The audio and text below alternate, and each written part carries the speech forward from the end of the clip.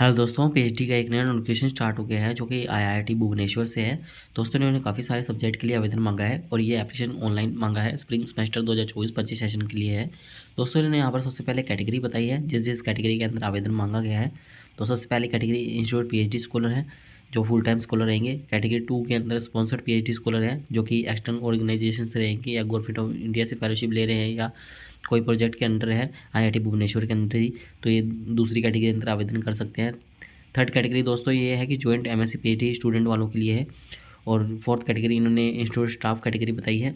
और फिफ्थ इन्होंने student of IIT से हो या आईआईएससी से हो तो वो इसके अंदर आवेदन कर सकते हैं। ऐसे करके इन्होंने टोटल 5 कैटेगरी बताई है। दोस्तों डेट की बात करें तो 16 अक्टूबर से ये फॉर्म स्टार्ट हो गया था और 17 नवंबर इसकी लास्ट डेट रहने वाली है। और आगे दोस्तों इन्होंने रिसर्च एरिया और डिपार्टमेंट बताए हैं। तो आप ये देख सकते हैं स्कूल ऑफ इलेक्ट्रिकल साइंस के अंदर आगे आप जब क्लिक करेंगे, लिंक दी हुई है, तो आपको सारे रिसर्च एरिया देखने को मिल जाएंगे। तो आप इस पर जाके क्लिक करके देख सकते हैं। हम आपको सिर्फ डिपार्टमेंट बता देते हैं। तो school of electrical science, school of infrastructure civil engineering, school of mechanical science, school of minerals metrological and material engineering, humanities social science and management, basic science, earth ocean and climate science, artificial intelligence and high performance computing.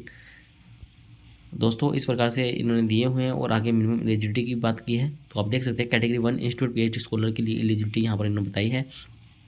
तो school wise eligibility आपको यहाँ पर देखने को मिलेगी। तो engineering school के लिए यहाँ पर दिया हुआ है कि school of electrical computer science के लिए, और स्कूल ऑफ इंफ्रास्ट्रक्चर के लिए, और मैकेनिकल साइंस के लिए, और मिनरल मेट्रोलॉजिकल मटेरियल इंजीनियरिंग के लिए दिया हुआ है। एलिजिबिलिटी देख सकते हैं कि आपके पास में मास्टर डिग्री हो, एमटेक एमए या इसके इक्विवेलेंट कोई डिग्री हो, मिनिमम 60% मार्क्स के साथ में 6.5 सीजीपीए हो 10 पॉइंट स्केल के हिसाब से, या आपके पास में बीटेक की डिग्री हो या बैचलर ऑफ इंजीनियरिंग की डिग्री हो।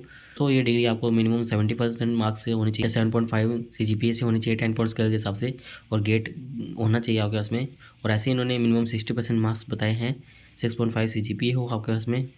और ये रिक्वायरमेंट मांगी गई है all other examination 10th class से ही, मतलब 60% मिनिमम मार्क्स रहने चाहिए आपके। और 5% का रिलैक्सेशन दिया जाएगा कोई भी एक डिग्री के अंदर, सेकेंडरी या हायर सेकेंडरी के अंदर। और दोस्तों आगे इन्होंने ऐसे ही humanities and social science management के लिए बताया है कि मिनिमम 55% मार्क्स चाहिए होंगे, 6.0 सीजीपीए चाहिए होगा। और आगे दोस्तों इन्होंने यहाँ पर मांगा है कि मिनिमम 55% मार्क्स हो आपके, 6.0 सीजीपीए हो, और अदर एग्जामिनेशन के अंदर भी हो। ये लिखा हुआ है कि 10th के बाद से हो, 5% का रिलैक्सेशन दिया जाएगा सेकेंडरी या हाई सेकेंडरी के अंदर। और आपके पास में गेट या CISR UGC नेट LS होना चाहिए। ऐसे ही इन्होंने बेसिक साइंस के लिए बताया है कि मिनिमम 60% मार्क्स होने चाहिए। और दूसरे के अंदर इन्होंने बताया कि मिनिमम 60% मार्क्स हो और 10th के बाद से हो, और 5% का रिलैक्सेशन दिया जाएगा सेकेंडरी या हायर सेकेंडरी डिग्री के अंदर या बैचलर डिग्री के अंदर। और गेट नेट ये होना चाहिए, ये मस्ट है। ऐसा करके इन्होंने सभी का अलग अलग बताया है। तो ये आप अच्छे से रीड आउट कर सकते हैं, सभी स्कूल का अलग अलग तरीके से बताया है, तो आप अच्छे से रीड आउट कर लीजिएगा इनको। और दूसरी कैटेगरी इन्होंने स्पॉन्सर पीएचडी स्कॉलर कैटेगरी बताई है। तो इसके अंदर भी ये पीएचडी के लिए एलिजिबिलिटी अलग से बताई है। तो स्पॉन्सर एक्सटर्नल ऑर्गेनाइजेशन के लिए बताया है कि आपके पास में ईयर्स की सर्विस की हुई हो आपकी। और आगे यहाँ बताया है कि आपको गेट नेट की रिक्वायरमेंट नहीं चाहिए। और आगे कुछ और इन्फॉर्मेशन भी दी है, तो ये आप अच्छे से रीड आउट कर लीजिएगा। सभी की अलग अलग ही इन्फॉर्मेशन है, तो जिस सब्जेक्ट के अंदर भी आवेदन कर रहे हैं तो उसकी एलिजिबिलिटी अच्छे से देख लीजिएगा। ऐसे इन्होंने कैटेगरी 3rd की बताई है और 4th की बताई है। और दोस्तों इनके अंदर जो स्टाफ वगैरह है उनको एक्सपीरियंस चाहिए होगा, एक्सपीरियंस यहाँ पर मांगा जाता है। और स्टूडेंट जो IIT IISc से वो भी इसके अंदर आवेदन कर सकते हैं। जैसे कोई बीटेक की हुई है किसी ने तो IIT भुवनेश्वर के अंदर आवेदन कर रहा है तो 8.0 सीजीपीए होनी चाहिए उसकी। एमटेक से कर रहा है IISc से तो 8.5 सीजीपीए होनी चाहिए। और उनकी गेट नेट की कोई रिक्वायरमेंट नहीं है।